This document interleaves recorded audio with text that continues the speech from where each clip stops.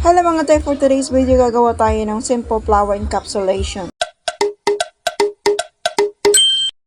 At ang ginawa ko ditong pang base coat ay itong AS Diamond Glitter Gel. One coat lang ginawa ko dito at cure for 60 seconds. Tapos nag-add lang ako dito ng flower stickers at gumamit ako ng silicone tool para i-press yung flower stickers natin.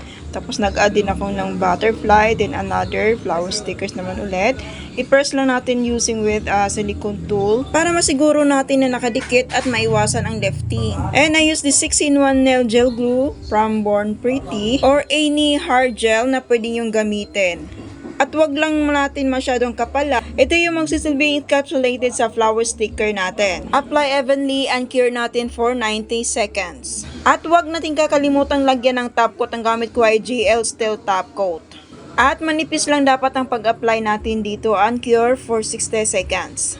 So, ganun lang kadali gawin ang ating sample flower encapsulation. Thank you for watching. See you in my next video. Bye!